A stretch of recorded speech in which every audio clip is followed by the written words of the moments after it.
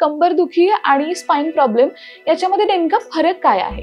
आपले जे मसल्स असतात की जे मणक्याला पकडून ठेवणारे स्नायू असतात तर एक फेमस पॉडकास्ट होतं, त्याच्यामधलं एक स्टेटमेंट मला आता आठवतंय की अजगर पडा रहता है लेकिन हजारों साल जीता है, लेकिन घोडा दौड़ता है 20 साल में मर जाता है, तो सिर्फ पडे रहो. आळशी लोकांसाठी हे सूट होणारं एक वाक्य आहे. तर एक्सरसाइज बद्दल ऍज अ फिजिओथेरपिस्ट तुम्हाला काय वाटतं? ती जी कमेंट आहे ना की जिमला जाणाऱ्यांचा आयुष्यमान कमी आहे, तर मुळात असं नाही. जिमला जाणारा जो आहे, जो डेली वर्कआउट करणारा आहे, जो हेल्दी रुटीन फॉलो करणार आहे, तो बोलणारच नाही कधी असं. ज्याला जमलेलंच नाही ना सकाळी उठायला, वर्कआउट मध्ये जायला, 5-10 किलोचे डंबेल्स उचलायला, तोच बोलेल. सकाळी उठल्यानंतर काही जणांना पाठीचा त्रास जाणवतो आणि थोडा वेळ चाललं की परत आपल्याला बरं वाटतं, तर हे असं का होतं? मॉर्निंगला बॅक पेन्स होत आहेत किंवा दिवसभर बॅक पेन थोडे आहेत, तर हे फर्स्ट स्टेज आहे. बॅक मसल जसे जसे वीक होतील तुमचा लोड घ्यायचंच बंद करतात. बाळ जन्मानंतर खूप महिलांना असं होतं की कंबरदुखीचा त्रास सुरू होतो, तर हे असं का होतं? प्रेग्नन्सी मध्ये आपण कधी कधी थंडीच्या या ऋतूमध्ये ना सांधेदुखीचा त्रास खूप जाणवतो, तर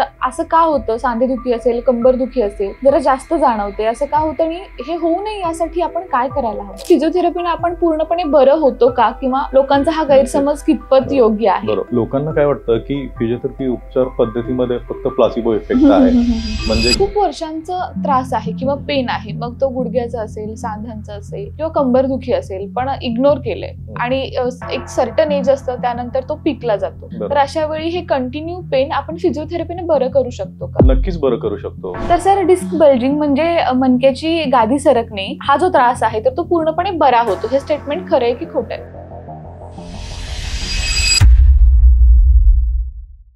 doctor Pradeep Rokade sir orthopaedic आणि स्पोर्ट्स फिजिओथेरपिस्ट आहेत आणि सरांचा एक्सपिरियन्स या फील्डमध्ये 16 वर्षांपेक्षा जास्तचा हा क्लिनिकल एक्सपिरियन्स आहे. ITCF आणि IPCLला सरांनी ॲज अ फिजिओथेरपिस्ट म्हणून काम केलेलं आहे 2010 आणि 2011 या साली.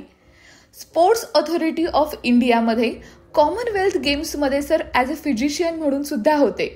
बरेच नॅशनल, इंटरनॅशनल स्पोर्ट्स पर्सन्सना त्यांनी फिजिओथेरपी सुद्धा दिलेली आहे.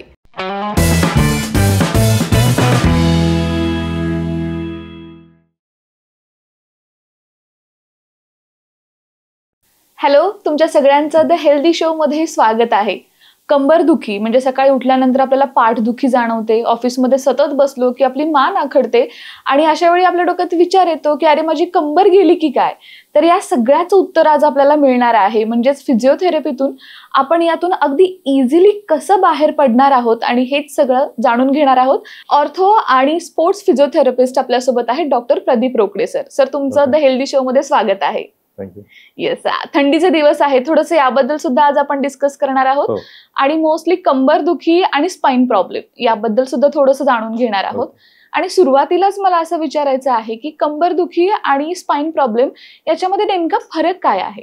आता कंबरदुखीमध्ये काय आहे की आपले जे मसल्स असतात, पॅरास्पायनल मसल्स म्हणतो आपण, की जे मणक्याला पकडून ठेवणारे स्नायू असतात, तर ते स्पॅझम मध्ये जातात. सूज असते त्याला, ते वीक होतात आणि त्याच्यामुळं आपली कंबर दुखायला लागते. आणि जर स्पाइन प्रॉब्लेम जर बघायला गेलं तर त्याच्यामध्ये खूप साऱ्या कंडिशन्स आहेत, की जसं डिजनरेटिव्ह चेंजेस असतात किंवा काही इन्फ्लामेशन असतं स्पाइनला, किंवा काय ऍक्सिडेंटल तुम्ही पडलाय किंवा मार लागलाय आणि त्याच्यामुळे तुमचे मणके एकदम कंप्रेस झाले. त्याच्यामध्ये बऱ्याचशा डिस्क बल्जिंग कंडिशन्स आहे, किंवा त्याच्यामुळे काय होतं की रॅडिक्युलो न्यूरोपॅथी म्हणतो आपण, की ज्याच्यामुळे पायामध्ये सतत वेदना जाणवतात, मुंग्या जाणवतात, चपके जाणवतात आणि पेशंटना काय आहे की जास्त वेळ उभं राहता येत नाही, चालताही येत नाही आणि खूप साऱ्या कंडिशन्स असतात. मेडिसिन ही ठराविक काळापर्यंत त्यांना मदत करतात. मग त्याच्यानंतर ते फाइंड आउट जर करायचं असेल तर आपण इन्व्हेस्टिगेशनचा भाग राहतो, एक्सरे, MRIs वगैरे, त्याच्यामध्ये ते स्पाइन कंडिशन्स आपल्याला समजून येतात. आणि कंबरदुखी आणि जर मणक्याचे प्रॉब्लेम जर म्हटलं आपण तर त्याच्यामध्ये खूप सारे चेंजेस बघायला मिळतात. मणक्याचा जर त्रास असेल तर आपल्याला हे सगळे सिम्पटम्स दिसतात. बरोबर. आणि कंबरदुखीच्या बाबतीत काय? कंबरदुखीमध्ये काय आहे की फक्त तुम्हाला बॅक पेन एवढंच फक्त, आणि जॉईंट मोबिलिटी मध्ये थोडासा अडथळा येतो, हालचाल करताना आखडल्यासारखं जाणवतं. त्या गोष्टी कंबरदुखीमध्ये बघायला मिळतात. पण जर मणक्याचे प्रॉब्लेम्स असतील तर हे तर असतंच, कंबरदुखी किंवा जॉईंट मोबिलिटी व्यवस्थित नसते, पण बाकीच्याही वेदना असतात की ज्या पायामध्ये तुम्हाला व्हॅरीज होतात. ओके. असं, आणि चपके, मुंग्या आल्यासारखे सेन्सेशन त्याच्यामध्ये असते. म्हणजे कंबरदुखी आणि स्पाइन प्रॉब्लेम हे दोन्ही खूप वेगवेगळे त्रास आहेत आणि त्यांच्यावरची ट्रीटमेंट सुद्धा पूर्णपणे वेगळी आहे. ओके.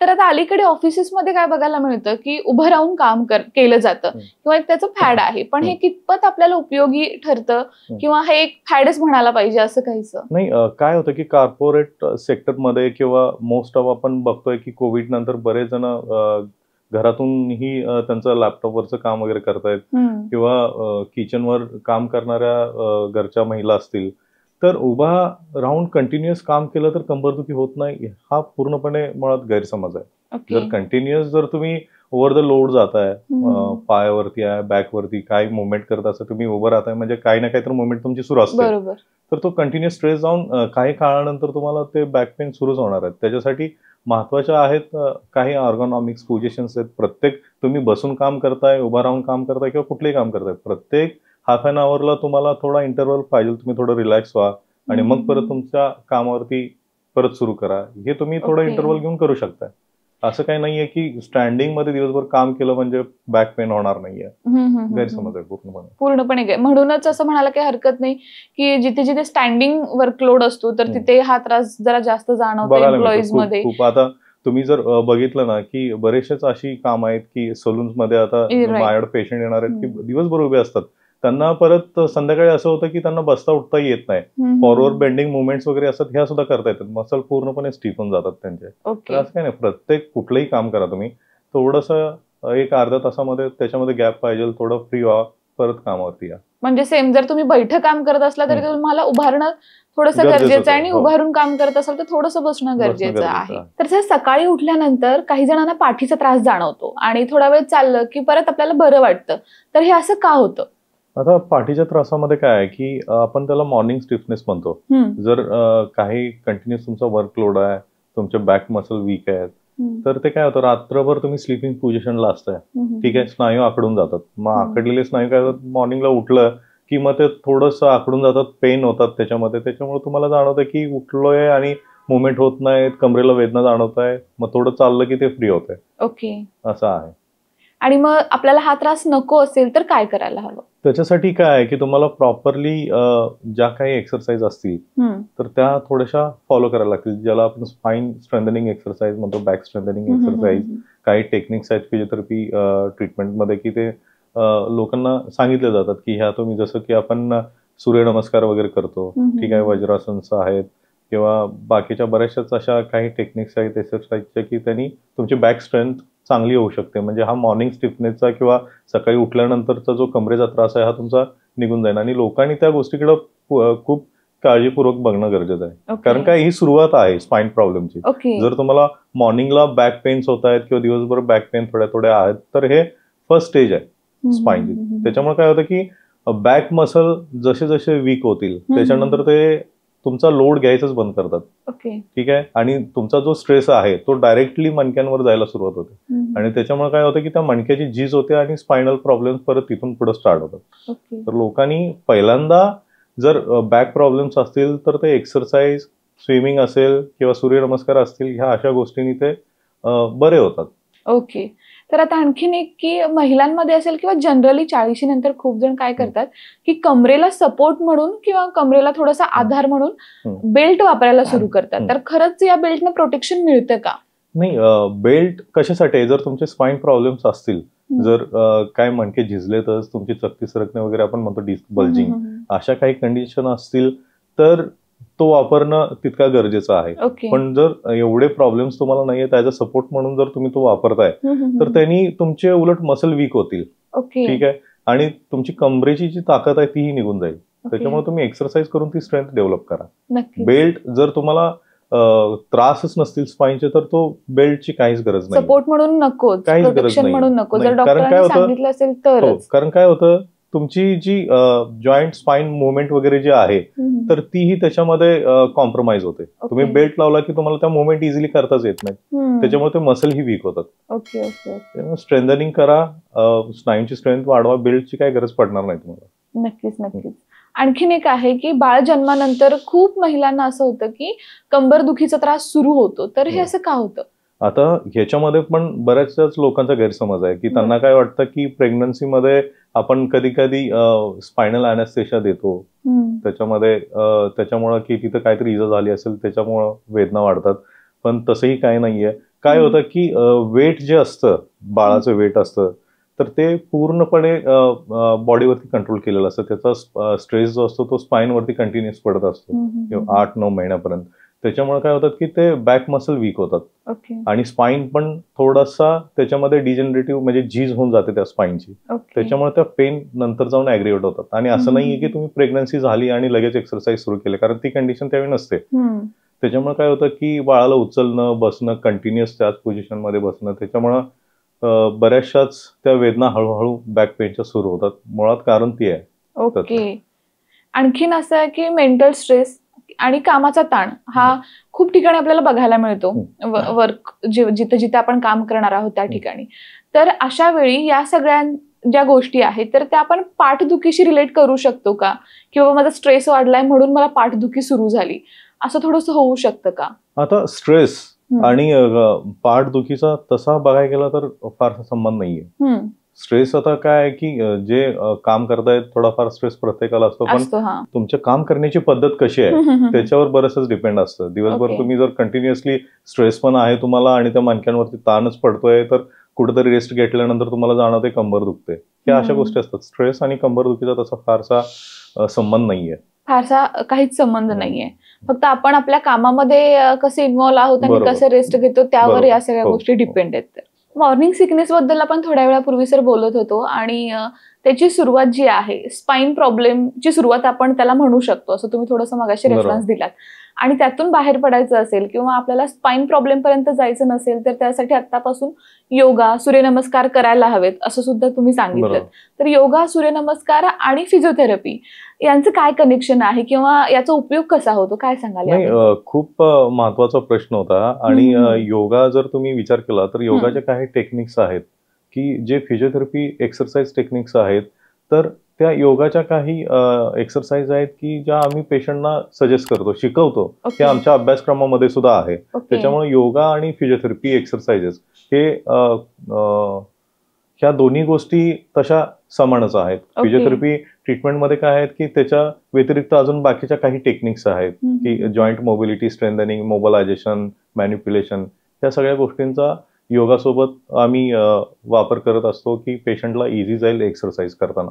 आणि तसं जर बघायला गेलं तर योगा किंवा अशा भारतीय व्यायाम पद्धती ज्या आहेत ह्या जे लोक पहिल्यापासून करतायत, आता ह्याचा वापर सुद्धा आता विदेशातली जी लोक आहेत ते सुद्धा खूप मोठ्या प्रमाणात भारतीय संस्कृती असेल, व्यायामाच्या पद्धती असतील, ह्या सुद्धा गोष्टींना इम्पॉर्टन्स जास्त प्रमाणात तुम्ही बघायला मिळतं आता. ओके. आता आपण थोडंसं व्यायामाबद्दल बोलतोय तर थोडंसं डाएट बद्दल सुद्धा विचारते की सध्या आपण म्हणतो ना मणक्याची झीज होतीये आणि त्याचा त्रास होतोय, स्पाईनचा त्रास होतोय, तर यासाठी डाएट मध्ये काय असायला हवं? आणि खासकर माझा प्रश्न असा आहे की व्हेज असायला हवं की नॉनव्हेज असायला हवं? आता व्हेज आणि नॉनव्हेजचा असा फारसा काय फरक पडत नाही, कारण न्यूट्रिशन जर बघितलं तर दोन्हीकडून तसं सिमिलरच येत आहे. ठीक आहे का? असं नाहीये की नॉनव्हेज खाणारा हेल्दी आहे कम्पॅरेटिव्हली व्हेज खाणाऱ्याच्या बाबतीत, असं नाहीये. महत्वाचं काय आहे की बोन्स आहेत, मसल्स आहेत, लिगामेंट्स आहेत, ह्या 2-3 गोष्टी आहेत की ह्याच्या हिलिंगसाठी तुम्हाला व्हिटॅमिन D3, कॅल्शियम किंवा प्रोटीन जे आहे ते योग्य प्रमाणात बॉडीच्या घेणं महत्वाचं राहत आहे. आणि तेवढं जर न्यूट्रिशन तुम्ही बॉडीला देत गेला तर जी शरीराची झीज आहे ती तेवढी त्या प्रमाणात होणार नाहीये. झीज होते कोणामध्ये की जर तुम्ही कंटिन्युअसली स्ट्रेस देताय, ठीक आहे, आता एक कुठला तरी जॉईंट आहे किंवा कुठला तरी मुवमेंट आहे की कंटिन्युअसली तुम्ही ते करताय, तर त्या अवयवाची, त्या शरीराची झीज होऊन जाते. ठीक आहे, तर तुम्ही प्रॉपरली न्यूट्रिशन ठेवलं तर ती झीज भरून निघायला मदत होते. जर कंबरदुखी आपण म्हटलं किंवा काही झीज झाली आपल्या स्नायूंची आणि खासकर आपला स्पाईन प्रॉब्लेम सुरू झालाय, तर अशा वेळी डाएट नेमकं कसं असायला हवं असं तुम्हाला वाटतं? मोस्ट ऑफ काय आहे की हे जे स्पाईन प्रॉब्लेम्स मध्ये काय होतं की झीज होते मणक्याची खूप सारी, तर त्याच्यामध्ये व्हिटॅमिन D3, कॅल्शियम अशा गोष्टी आहेत आणि प्रोटीन्स आहेत, हे तुम्ही ठेवलं तरी खूप आहे. आता त्याच्यामध्ये काय, आता ते कॉमन झालं दोन्ही. Okay okay okay. सर आता थंडीचा सीझन आहे आणि या म्हणजे थंडीच्या या ऋतूमध्ये ना सांधेदुखीचा त्रास खूप जाणवतो, तर असं का होतं? सांधेदुखी असेल, कंबरदुखी असेल, जरा जास्त जाणवते, असं का होतं आणि हे होऊ नये यासाठी आपण काय करायला हवं? आता थंडीमध्ये काय आहे की एकदम साधी सिंपल गोष्ट आहे.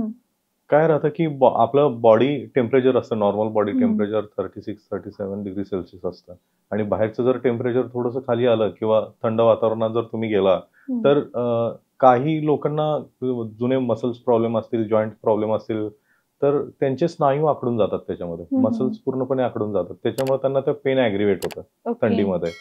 तर हे रिझन आहे की थंडीमध्ये जास्त स्नायू आखडणे किंवा सांधेदुखीचा प्रॉब्लेम लोकांना फेस करायला लागतो.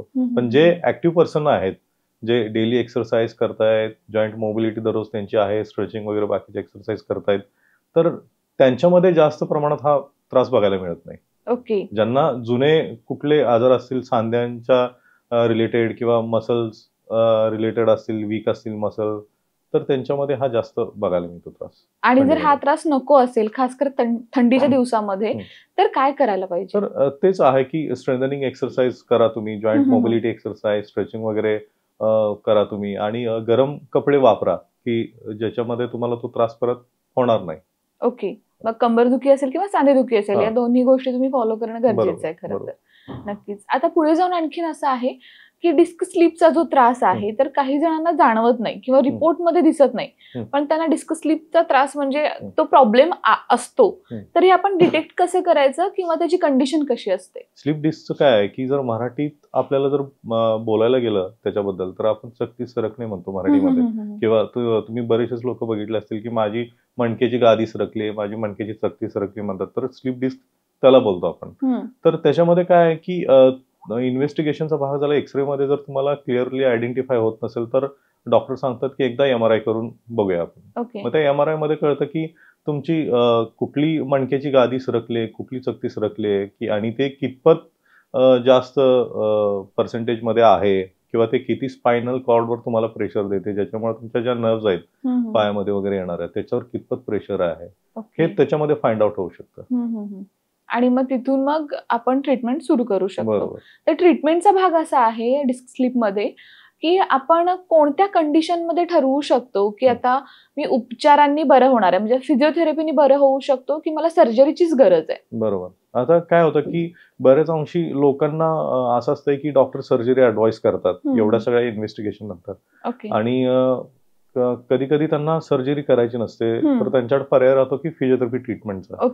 बऱ्याचशाच मेडिसिन्स वगैरे उपचार घेऊन त्यांना फरक पडत नाही तितकासा. मग समजा फिजिओथेरपीकडे तुम्ही जाताय, तर त्याच्यामध्ये पण काही स्पेशल टेस्ट आहेत. समजा एक्सरे इन्व्हेस्टिगेशन झालंय, MRI इन्व्हेस्टिगेशन झालंय, तर फिजिओथेरपी असेसमेंटमध्ये फिजिओथेरपिस्ट करतो काय की एक स्पेशल टेस्ट असतात, जशा पायाच्या मुवमेंट्स असतात, काही त्यांना मुवमेंट्स आम्ही करायला लावतो की त्याच्यामध्ये वेदना कितपत आहेत हे बघितलं जातं. कधी कधी असं होतं की पेशंटला क्लिनिकली पण ट्रीट करायला लागतं. ठीक आहे, MRI इन्व्हेस्टिगेशन समजा जरी मेजर असतील तरी कधी कधी पेशंटच्या हालचाली तितक्या मेजर नसतात, इझिली करत असतोय तो. तर त्याच्यामध्ये ठरवतो आपण की समजा फिजिओथेरपी ट्रीटमेंट दिली, तर फिजिओथेरपी ट्रीटमेंटमध्ये काय आहे की बरेचसेच ऍडव्हान्स ट्रीटमेंट आहेत, स्पाइन डिकम्प्रेशन आहे, लेझर ट्रीटमेंट्स आलेत, शॉकवेव्ह वगैरे अशा ऍडव्हान्स ट्रीटमेंट आहेत, टेकर वगैरे, की आणि त्याच्यानंतर स्पाइन मोबिलायझेशन, स्ट्रेंथनिंग टेक्निक्स आहेत, की ज्याच्यामध्ये काय होतं की तुमची जी चकती बाहेरच्या बाजूला सरकलेली आहे ती पूर्वत व्हायला मदत होते. त्या नर्वचं प्रेशर कमी झालं की तुमच्या वेदना ऑटोमॅटिकली त्या कमी येतात, असा तो बरा होऊ शकतो. आणि तसं जर सर्जरीचा जर भाग बघायला गेला तर असं नाहीये की प्रत्येक केस ही फिजिओथेरपीनेच रिकव्हर होणार आहे. काही काही केसेसमध्ये कसं असतं की एवढ्या प्रमाणात ते डिजनरेशन आणि डिस्क बल्जिंग असतं, स्पाइन कम्प्रेशन असतं, की ज्या नसा येणाऱ्या असतात पायामध्ये, तर त्या काहीच काम करत नाहीत. कधी कधी फूट ड्रॉप कंडिशन, म्हणजे पायाचा पंजा पॅरलाइज मध्ये जाणे, पाय पॅरलाइज मध्ये जाणे, विकनेस पायामध्ये जास्त नमनेस जाणवतो, संवेदना जाणवत नाहीत, इव्हन तुम्हाला संडास आणि लघवीच्या सेन्सेशन सुद्धा जाणवत नाही. तर ह्याच्यामध्ये काय आहे की बेस्ट वे की तुम्ही सर्जरीवरती जाऊन मग नंतर फिजिओथेरपी रिहॅबिलिटेशन साठी आला, तर आपण त्या पेशंटला कव्हर करू शकतो, असं आहे. कारण एवढ्या मेजर कंडिशन्स मध्ये फिजिओथेरपी ट्रीटमेंटला पण लिमिटेशन्स पडतात. त्याच्यामुळे आपण असं नाही की प्रत्येक केस ही सर्जरीची फिजिओथेरपीवरतीच रिकव्हर होणार आहे. तुम्ही आफ्टर सर्जरी सुद्धा फिजिओथेरपीचा खूप मोठा इम्पॉर्टंट रोल आहे. 50% कधी कधी सर्जरी आणि डॉक्टर सर्जन जे असतात ते 50% फिजिओथेरपीला महत्व देतात, की पूर्ण त्याच्यानंतर रिहॅबिलिटेशन करून आपण पेशंटला चालू शकतो. ओके. तर आता यामध्ये आणखीन एक पुढे की डॉक्टर जेव्हा सजेस्ट करतात फिजिओथेरपी, आपण वेगवेगळ्या ठिकाणी घेऊच शकतो, नो डाऊट. पण प्रत्येक ठिकाणी रेट थोडे वेगवेगळे बघायला मिळतात. मग आपण काय करतो की बाबा मला कमी रेटच्या ठिकाणी जायचंय असं आपण नक्कीच प्रेफर करतो. तर हे असं का असतं? खूप चांगला प्रश्न आहे की कधी कधी लोकांना काय वाटतं की खूप सारे हॉस्पिटल्स आहेत किंवा तसेच खूप सारे फिजिओथेरपी क्लिनिक्स आहेत. प्रत्येक फिजिओथेरपिस्ट एक उत्तम काम करतोय. सगळ्यांना काम आहेत, सगळ्यांना पेशंट्स आहेत आणि लोकांना फिजिओथेरपी बद्दल आता सध्या चांगला अवेअरनेस आहे. पण होतं कधी असं की तुम्ही जर बघायला गेला एका क्लिनिकमध्ये एका सेटिंगसाठी 500 रुपीज वगैरे घेत असतील आणि दुसरीकडे जर तुम्ही गेला तर कधी कधी 1,500-2,000 हजार रुपये सुद्धा त्या म्हणजे ट्रीटमेंटचे असतात. पण काय आहे की फिजिओथेरपीमध्ये पण एवढ्या ऍडव्हान्स इक्विपमेंट्स आलं. ठीक आहे. अगोदर कसं होतं की एक ठराविक मशीन्स असायच्या ज्याला आपण अल्ट्रासाऊंड म्हणतोय, शॉर्टवेव्ह, IFT टेन्स वगैरे आणि बऱ्याचशाच डॉक्टरांना एवढंच माहित आहे. पण आता फिजिओथेरपी एवढी ऍडव्हान्स लेवलला काम करते. स्पाइन डिकम्प्रेशन बेड्स आहेत, जसं आपण ट्रॅक्शन म्हणतोय. लोकांना काय वाटतंय की वजन लावायचे मला, ते दिवसभर पोतं बांधून सोडायचं, दिवसभर सुरू असतंय त्या मणक्याच्या कंडिशन्स मध्ये. तर असं काही राहिलेलं नाहीये. एक 15-20 मिनिटाच्या सेटिंग्स असतात. स्पाइन डिकम्प्रेशन बेड असतो, सगळ्या बॉडीच्या प्रॉपर वेटमध्ये ते स्ट्रेस वगैरे तो पूर्णपणे दिला जातो स्पाइनला ऍक्च्युली. आणि नंतर लेझर्स आहेत, मॅट्रिक्स ट्रीटमेंट्स आहेत, जे जर्मन मॅट्रिक्स एक ऍडव्हान्स ट्रीटमेंट आहे आणि शॉकवेव्ह वगैरे ट्रीटमेंट्स आहेत. अशा खूप साऱ्या ऍडव्हान्स ट्रीटमेंट आहेत. त्याच्यानंतर जॉईंट मोबिलायझेशन वगैरे आपण करतो. तर ह्या खूप ऍडव्हान्स लेवलला काम करतात आणि बेसिक जे कन्व्हेन्शनल फिजिओथेरपी ट्रीटमेंट आहे ती बाकीच्या ठिकाणी काम करते. असं नाही की फक्त मस्क्युलर पेनचा पेशंट आलाय आणि त्यांना एवढ्या सगळ्या ऍडव्हान्स ट्रीटमेंट वरतीच घेऊन जावा. जर बेसिक तुमचं मस्क्युलर पेन आहे तर सिम्पल फिजिओथेरपी ट्रीटमेंटमध्ये तो कव्हर होतो. त्याचे काय एवढे जास्त चार्जेस नसतात. पण जर ऍडव्हान्स लेवलला तुम्हाला ट्रीटमेंट करायचं असेल तर त्याचे चार्जेस तेवढे हायर आहेत. आता पेशंटला कसं वाटतं कधी कधी की तुम्ही MRI साठी गेलाय आणि तुम्हाला एक्सरेचे चार्जेस पे करायचे. असं नाहीये ना. जर दोन्ही गोष्टींमध्ये बघितलं तुम्ही तर खूप मोठी तफावत आहे. एक्सरे मध्ये तुम्हाला इन जनरल आयडिया येते की बाबा कंडिशन्स कशा आहे, पण त्याच्यामध्ये सुद्धा जर तुम्हाला समजत नसेल, डायग्नोसिस होत नसेल तर आपण MRI ला पाठवतो. बरोबर. एक्सरेचे चार्जेस जर 300-400 रुपये असतील तर MRI इन्व्हेस्टिगेशनचे चार्जेस 6,000-7,000 पर्यंत जातात. तर दोन्ही मधली ती तफावत आहे. ती सुद्धा फिजिओथेरपी ट्रीटमेंटमध्ये सुद्धा येते. काही ऍडव्हान्स जर इक्विपमेंट्स आणि ऍडव्हान्स ट्रीटमेंट तुम्हाला पाहिजे असतील तर त्याचे चार्जेस तेवढे हायर साईडला राहतात कॉमन फिजिओथेरपी किंवा कन्व्हेन्शनल फिजिओथेरपीच्या तुलनेत. आणि तसं जर बघायला गेलं तर फिजिओथेरपी इक्विपमेंट्सची कॉस्ट पण एवढी हायर साईडला आहे. 25 लाखाच्या वरती एक इक्विपमेंट येते. तर त्याचे असं नाहीये की आणि असं फिजिओथेरपिस्ट दिवसभरात पेशंट बघणार किती आहे. एका पेशंटला तुम्हाला अर्धा तासाच्या वर किंवा 1-1 तास तुम्हाला द्यावाच लागतो. ठीक आहे. मग दिवसभरात इतके सारे केसेस असतात, त्यांना प्रत्येकाला तुम्हाला वेळ द्यावा लागतो आणि एवढ्या सगळ्या ऍडव्हान्स ट्रीटमेंटसाठी तेवढा वेळ देऊनच मग तो पेशंट लवकर बरा होऊ शकतोय. तर त्याच्यामुळं ह्या चार्जेसमध्ये तफावत राहते. जे कॉमन कन्व्हेन्शनल फिजिओथेरपी क्लिनिक्स आहेत तिथं तुम्हाला बेसिक जे चार्जेस आहेत ते बघायला मिळतील आणि ऍडव्हान्स लेवलला जर तुम्ही गेला तर तेवढे ते पे करावे लागतात. त्याच्यामुळे लोकांचा गैरसमज आहे की इकडच्या फिजिओथेरपी ट्रीटमेंटमध्ये एवढी म्हणजे कमी चार्ज आहे आणि तिकडं जास्त आहेत असं नाहीये. लोकांनी बघितलं पाहिजे की ऍक्च्युअली मध्ये काय ट्रीटमेंट्स होतात तिथं. आणि मोस्ट ऑफ काय आहे की आता जर तुम्ही माझ्या क्लिनिकमध्ये जर बघायला गेलं तर मी मोस्ट ऑफ सर्जरीच्या केसेस असतात ज्यांना आणि फिजिओथेरपीकडे पेशंट येतोय कधी मला जॉईंट रिप्लेसमेंट सांगितले पण मला ती करायची नाही, मला स्पाइन सर्जरी सांगितली मग मला ती करायची नाहीये. एवढ्या म्हणजे चॅलेंजिंग केसेस येतात. प्रत्येक फिजिओथेरपिस्ट जर बघायला गेलं प्रत्येक फिजिओथेरपी क्लिनिकमध्ये तर 30% असं आहे की मस्क्युलर पेन किरकोळ कारणासाठी पेशंट येत असतील. पण सगळे फिजिओथेरपिस्ट हे असले चॅलेंजिंग केसेस फेस करतात ज्यांना सर्जरी नको असते, मोस्टली ते फिजिओथेरपीकडे येत असतात. ओके. काही लोकांना असं वाटतं की फिजिओथेरपीने आपण टेम्पररी बरं होतो. तर मला असं विचारायचं आहे की फिजिओथेरपीने आपण पूर्णपणे बरं होतो का, किंवा लोकांचा हा गैरसमज कितपत योग्य आहे? बरोबर. लोकांना काय वाटतं की फिजिओथेरपी उपचार पद्धतीमध्ये फक्त प्लासिबो इफेक्ट आहे, म्हणजे की तात्पुरता आराम मिळतो आणि नंतर परत त्या वेदना सुरू होतात दुखायला. आणि काय काय लोकांचं असं म्हणणं आहे की फिजिओथेरपी आणि मसाज थेरपी हे ह्यांच्यामध्ये पण त्यांची खूप सारी गफलत असते. ठीक आहे. लोकांना कळतच नाही की फिजिओथेरपी हा एक कन्सेप्ट वेगळाच आहे. आणि फिजिओथेरपी जर बघायला गेलं तर सध्या आता आपण काय आहे की पूर्ण वेदना ज्या आहेत त्या मुळापासून कमी करायला फिजिओथेरपी काम करते. काही डिफॉर्मिटीज असतील, बायोमेकॅनिकल करेक्शन्स असतील, वुमन्स हेल्थ मध्ये फिजिओथेरपी काम करते, किंवा पिडियाट्रिक हेल्थ मध्ये जे आपण बघतोय की सेरेब्रल पाल्सीची मुलं आहेत किंवा पोलिओ टाईप गतिमंद मुलं आहेत की ज्यांना मुवमेंट्स करता येत नाहीत, त्यांच्यामध्ये रिहॅबिलिटेशन करायला फिजिओथेरपी काम करते. ओल्ड एजच्या ज्या कंडिशन असतात जिरॅटिक पॉप्युलेशन मध्ये, तर त्याच्यामध्ये फिजिओथेरपी काम करते. फिजिओथेरपी एक जादू आहे. लोकांना जर वेदना कमी करायच्या असतील तर खूप चांगल्या पद्धतीनं ते काम करतात. लोकांचा हा गैरसमज दूर व्हायला पाहिजे. लोकांनी हे फिजिओथेरपी कन्सेप्ट आता बऱ्यापैकी अवेअरनेस आहे लोकांमध्ये, तर ते ग्रामीण भागात थोडाफार कुठेतरी कमी आहे. तो समजला लोकांना की ते इम्पॉर्टन्स येऊन जातील. Okay okay okay. आणखीन एक असं की ज्यांना खूप वर्षांचा त्रास आहे किंवा पेन आहे, मग तो गुडघ्याचा असेल, सांध्यांचा असेल किंवा कंबरदुखी असेल, पण इग्नोर केलंय आणि एक सर्टन एज असतं त्यानंतर तो पीकला जातो, तर अशा वेळी हे कंटिन्यू पेन आपण फिजिओथेरपीने बरं करू शकतो का? नक्कीच बरं करू शकतो. की आपण थोडंसं त्यांची लाईफस्टाईल आहे ती थोडी चेंज करतो.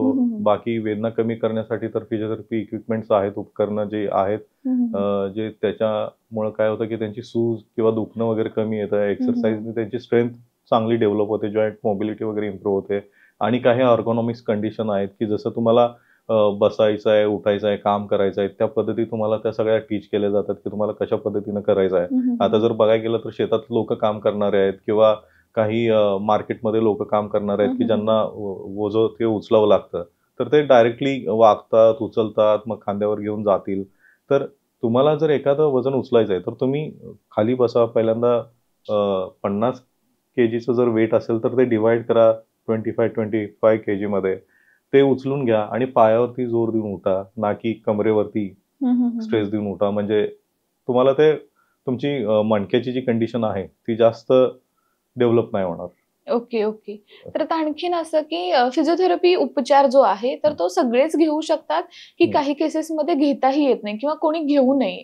नाही, असं नाहीये. फिजिओथेरपी काय आहे की ज्यांना वेदना आहेत, ठीक आहे, की जॉईंट मसलशी रिलेटेड आहेत किंवा बाकी काही पॅरालिसिस कंडिशन्स मध्ये आहेत किंवा फेशियल पाल्सी वगैरे अशा बऱ्याचशा खूप साऱ्या कंडिशन्स आहेत की ज्याच्यामध्ये फिजिओथेरपी काम करते. जर तुम्हाला वेदना आहेत तर नक्कीच तुम्हाला फिजिओथेरपिस्ट बरा करू शकतो. ओके. तर आता तुम्ही सांगितलं पॅरालिसिस केसमध्ये सुद्धा आपण फिजिओथेरपी देऊ शकतो. तर तुमच्या पूर्ण या सगळ्या केसेसमध्ये अशी एखादी केस आहे का की बाबा इतके % पॅरालाइज होतं हे पर्सन आणि अशा प्रकारे रिकव्हर झालंय? फॉर एक्झाम्पल खूप साऱ्या कंडिशन्स आहेत. डेली 20-30 केसेस मी डेली बघतो माझ्या क्लिनिकमध्ये की पॅरालाइज कंडिशन, की ज्या बेड रिडन आहेत, 2nd-3rd डेला आयसीयू मध्ये फिजिओथेरपी ट्रीटमेंट स्टार्ट होतं पॅरालिसिस केसेसमध्ये, की ज्यांच्यामध्ये काहीही बोटांची मुवमेंट्स नसतात, सेन्सेशन संवेदनाही नसतात त्यांना. तर अशा केसेसमध्ये फिजिओथेरपीमध्ये नर्व स्टिम्युलेशन थेरपी म्हणून आहे की जे आपण स्टार्ट करतो. सेन्सरी रिहॅबिलिटेशन आहे ते सुरू करतो आणि काही ऍक्टिव्ह पॅसिव्ह एक्सरसाइजेस असतात की ज्याने काय होतं की त्यांच्या मुवमेंट हळूहळू यायला सुरुवात होते. आणि ज्यावेळी ते थोड्या थोड्या मुवमेंट्स करायला लागतील त्याच्यानंतर स्ट्रेंथनिंग एक्सरसाइजेस येतात, त्याच्यानंतर कोऑर्डिनेशन एक्सरसाइज आहे, बॅलन्सिंग आहे, त्याच्यानंतर परत गेट ट्रेनिंग आहे की ज्याच्यात चालायचं कसं आहे.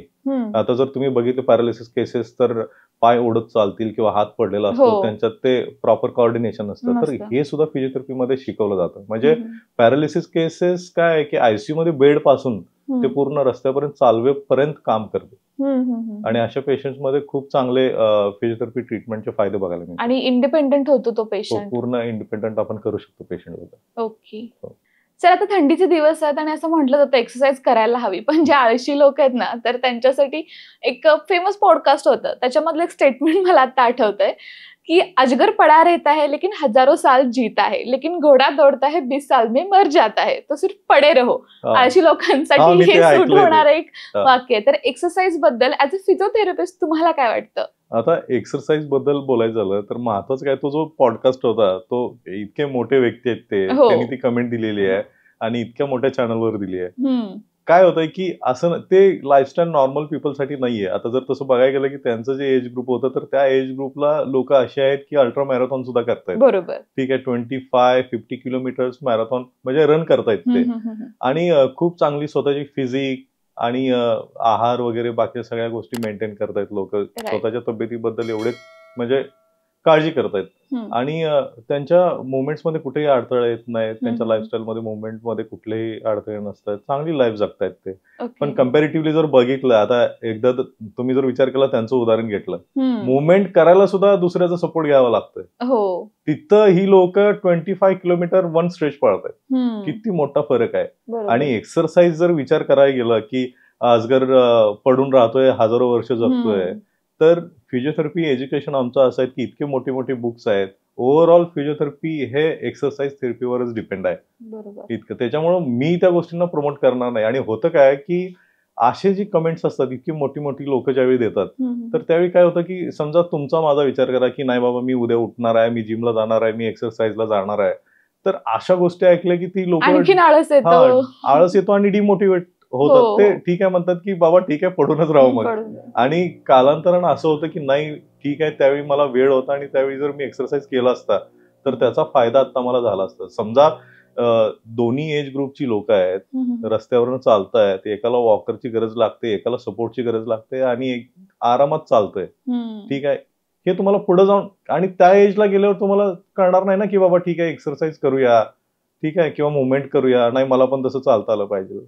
असं नाही. नॉर्मल पीपल्स ठीक आहे की तुमचं डेली रुटीन सुरू आहे, खाताय पिताय पडताय, आळसात आहे, निवांत 10 वाजता उठताय, तसं त्यांना काही संबंध नाही. पण ज्यांना हेल्दी जर्नी स्टार्ट करायची आहे स्वतःची, ठीक आहे, हेल्दी राहायचं आहे, ठीक आहे, आणि आयुष्याची मजा घ्यायची आहे, त्यांनी एक्सरसाइज आणि काही ऍक्टिव्हिटीज असतील, फिजिकल ऍक्टिव्हिटी, ते प्रेफर करणं खूप गरजेचं आहे, सोबत हेल्दी डाएट. बरोबर. आणखीन एक पुढे जाऊन असं की सध्या मोस्टली जिमचं फॅड बघायला मिळतं सगळीकडेच, आणि त्याच्या अपोजिट काही स्टेटमेंट सुद्धा असे आपण बघितलेले आहेत सध्या की जास्त जिम केल्यानंतर तुमचं आयुर्मान कमी होतं, किंवा आपण जिम मध्ये ब्लॅकआउट काही केसेस बघितलेल्या आहेत. तर या बाबतीत तुम्हाला काय म्हणायचं? नाही, काय तसं जर बघायला गेलं तर जिम हा कन्सेप्टच वेगळा आहे. कारण तो जो जिमला जाणाऱ्या व्यक्तीचा माइंडसेट हा एक वेगळ्या लेवलवरच असतो की तो नॉर्मल पीपल फॉलोच करू शकत नाहीये. आणि ती जी कमेंट आहे ना की जिमला जाणाऱ्यांचा आयुष्यमान कमी आहे, तर मुळात असं नाही. कितीतरी बॉडी बिल्डर्स आहेत जे stage performance, mister universe, mister India पर्यंत गेलेत. आता एज त्यांचं अबव 70 आहे. पण काही असे सुद्धा आहेत की जे कमी वयामध्ये आता त्याच्यामध्ये पण काय आहे की बाकी काही स्टेरॉइड अब्यूज असतात, अल्कोहोल आहे, स्मोकिंग, टोबॅको वगैरे, किंवा काही हेल्थ कंडिशन्स असतात की तुम्ही त्या प्रॉपरली चेक करणं ही पण तितकं गरजेचं असतं. अबव 30-35 एज नंतर नॉर्मल पीपलना सुद्धा 2-3 महिन्यानंतर रुटीन चेकअप करणं सुद्धा गरजेचं असतं. ठीक आहे, तुम्ही कंटिन्युअसली एक्सरसाइज करताय आणि तुम्हाला बॉडीचे पॅरामीटर्स माहित नाहीये, तर त्याच्यामध्ये पण ह्या गोष्टी बघायला मिळतात. आणि जिम मध्ये बॉडी बिल्डर्स, एक काय राहतं की बॉडी बिल्डरची पर्सनॅलिटीज अशी असते की 100 गेला तरी तो उठून दिसतोय. तसे हार्ट अटॅक आणि बाकीच्या कंडिशननी मरणारी लोक तर खूप आहेत, पण त्याच्यात एखादा जरी बॉडी बिल्डर असला तर तो खूप व्हायरल होतो, कारण त्याची पर्सनॅलिटीज अशी आहे की 100,000 माणसात उभा राहिला तरी तो उठून दिसतोय. मग ते लोकांना बोलायला बरं पडतं की हा नाही बाबा असं असं झालं. जिमला जाणारा जो आहे, जो डेली वर्कआउट करणारा आहे, जो हेल्दी रुटीन फॉलो करणार आहे, तो बोलणारच नाही कधी असं. ज्याला जमलेलंच नाही ना सकाळी उठायला, वर्कआउट मध्ये जायला, 5-10 किलोचे डंबेल्स उचलायला, तोच बोलेल. जिम मध्ये जाणार ना बोलणारच नाही. आणि जो ब्लॅकआउटचा विषय आहे की मला जिम मध्ये वर्कआउट करणार आहेत, एक्सरसाइज करणार आहेत, जी काही मुलं असतील, तर त्यांना सांगायचं काय आहे की कधी कधी लोक काय करतात की वेट मारत असतात आणि ते एक कॉम्पिटिशन असतं, ठीक आहे, की वेट मी किती जास्त मारतोय, असं पण. हा, इम्प्रेशन म्हणजे फ्रेंड सोबत असतात ते चाललेलं असतंय. आणि समजा 2-3 मित्र आहेत, ठीक आहे, हा चल जातंय, हा चल मार, तुम्ही स्क्वॉटिंगला मारताय 200-250 kg वेट, किंवा डेडलिफ्टला मारताय, तुम्हाला काय आहे की ते वेटच फक्त दिसत असते, तुम्ही ते उचलायचं किंवा उचलून ठेवायचं एवढंच तुमच्या डोक्यात असतं. तुम्ही विचार करत नाही की तुमचा ब्रिदिंग पॅटर्न काय चाललाय, तुमचा हार्टबीट कुठं चाललाय, तुमचं फक्त वेट आणि मसलकडेच लक्ष आहे, ठीक आहे. आणि कधी कधी ते तुम्ही इतकं फोर्सफुली उचलता की त्याच्यामुळे ते ब्लॅकआउट वगैरे जे म्हणतो ना आपण, त्याच्यामुळे ते त्या गोष्टी होतात. त्या गोष्टी ज्यावेळी तुम्ही वेट मारताय ना, असं नाही की तुम्हाला तेवढं हेवी वेट उचलल्यानंतरच तुमचा मसल डेव्हलप होणार आहे. तुम्ही लाईट वेट घेऊन सुद्धा तो ट्रेन करू शकता चांगल्या पद्धतीने. त्याच्यामुळे जिम मध्ये एक्सरसाइज करताना तुम्ही व्यवस्थित प्रॉपर अर्गोनॉमिक्स ठेवून, इंजुरी होणार नाही अशा त्या एक्सरसाइज प्रॉपर वेल ट्रेनर करून सोबत विचारून त्या करून घेतल्या पाहिजेत. नक्कीच. असं. आणि काय राहतंय की जे जिम मध्ये जाऊन वर्कआउट करणार आहेत, बॉडी ट्रान्सफॉर्मेशन करणार आहेत, त्यांचा जो माइंडसेट असतोय की पूर्ण सकाळी लवकर उठायचं, मेडिटेशन असतंय, एक्सरसाइज करतात आणि ज्या पद्धतीने ते डाएट फॉलो करतात, त्या डिसिप्लिन मध्ये राहणं नॉर्मल पीपल्सला ते पॉसिबलच नाहीये. तुम्ही विचारच करू शकत नाहीये की आपण राईस खातोय, भाकरी खातोय किंवा बाकीचे चमचमीत पदार्थ खातोय, रस्त्यावरती एवढे स्ट्रीट फूड आहेत चांगले चांगले, हे सगळं सोडून तुम्हाला जे ठराविक आहे तेच खायचं आहे, तरच तुमची बॉडी ट्रान्सफॉर्म होणार आहे. तर तो माइंडसेट एक वेगळा आहे आणि खूप चांगल्या पद्धतीने ते फॉलो करतात आणि त्यांना जे ह्या पद्धतीनं कमेंट केलं जातात की आता एखाद्याची जरी बॉडी असेल तरी स्टिरॉइड घेऊन बॉडी केली आहे किंवा प्रोटीन खाऊन बॉडी केली आहे, तर असं नाहीये की स्टिरॉइडचे इंजेक्शन घेतले म्हणजे तुमची बॉडी होणार आहे. त्याच्यासाठी तुम्हाला नॉर्मल जे वर्कआउट करतात नाही त्याच्यापेक्षा कितीतरी हायर लेवलला जाऊन तो परफॉर्मन्स द्यावा लागतो. त्यावेळी तुमची ती बॉडी डेव्हलप होते. मी प्रमोट करत नाही त्या गोष्टींना, पण जी वस्तुस्थिती आहे, जर तुम्हाला स्टेज परफॉर्मन्स करायचा आहे तर खूप साऱ्या गोष्टी आहेत. आणि प्रोटीन काय आहे की प्रोटीन ॲज अ सप्लिमेंटेशन आहे, न्यूट्रिशन आहे. ठीक आहे, जर तुम्हाला मिळत नाहीये ते तुमच्या आहारातून तर तुम्ही ते रिक्वायरमेंट कम्प्लीट करताय. दिवसभरात समजा तुम्हाला 100 ग्रॅम प्रोटीन ची मात्रा घ्यायची आहे शरीरामध्ये, तर तुम्ही एग्स खाताय. ठीक आहे, एक बॉइल्ड एग्स मधून तुम्हाला 3 to 4 ग्रॅम्स प्रोटीन मिळेल. मग तुम्ही किती अंडी खाणार आहेत असे? तर ठीक आहे, चिकन तुम्ही घेताय, समजा 250 ग्रॅम चिकन मधून ठराविक 40-50 ग्रॅम तुम्हाला प्रोटीन मिळते, तुम्ही किती खाणार? त्याच्यामुळं रिक्वायरमेंट जी आहे ती प्रोटीन सप्लिमेंट्स मधून कम्प्लीट करतात सगळेच जण. असं नाही की, आणि प्रोटीन सप्लिमेंट्स पेशंटसाठी सुद्धा आता डॉक्टर रेफर करतायत. बॉडी बिल्डिंग सप्लिमेंट्स वेगळे असतात, प्रोटीन्स वेगळे असतात.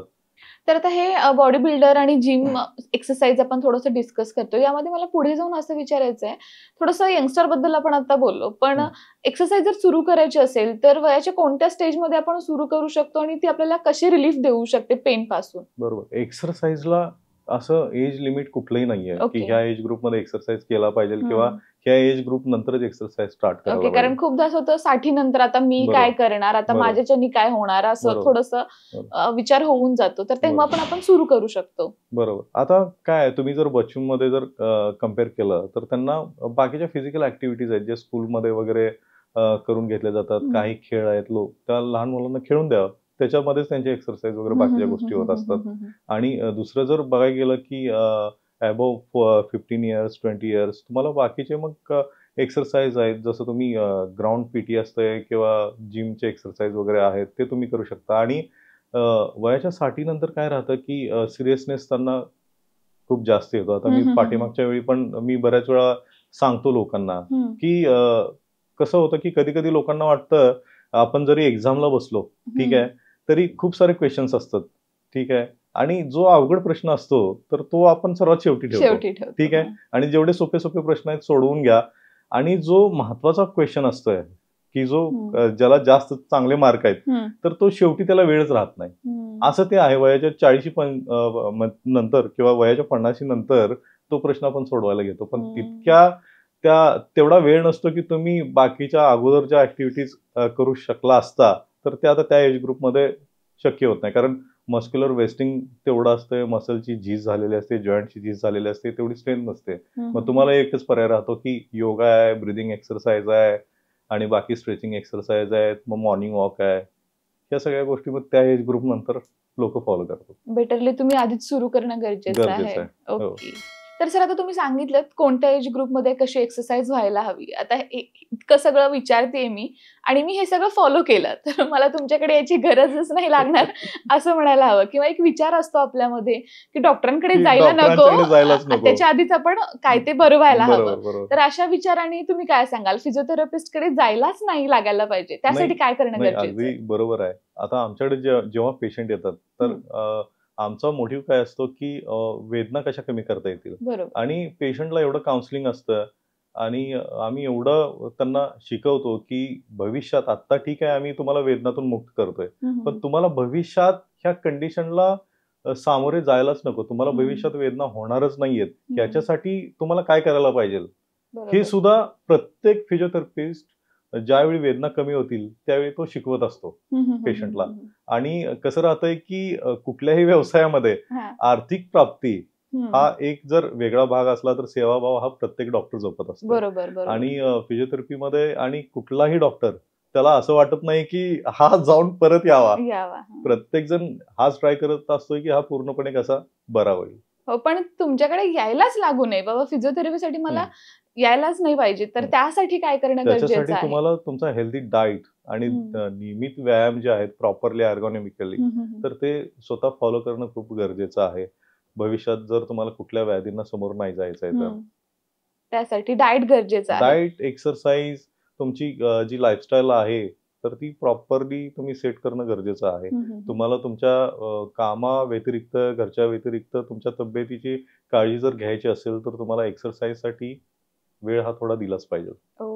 तर ज्यांना व्यायामाची सवय आहे त्यांना पाठीचा त्रास होत नाही, हे स्टेटमेंट खरं आहे की खोटं आहे? नाही, हे खोटं आहे. जर तुम्ही एक्सरसाइज करताय आणि प्रॉपर जर तुम्ही एर्गोनॉमिकली करत नाहीये तर तुम्हालाही तो त्रास होऊ शकतो.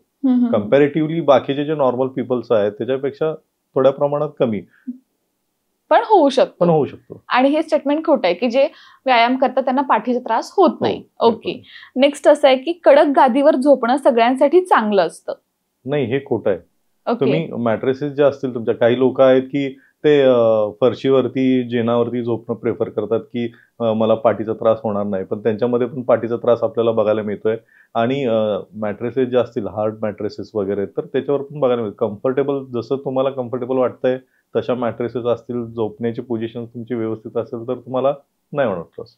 पुढचं असं आहे, वय वाढलं की कंबरदुखी आलीच, असं एक स्टेटमेंट आहे.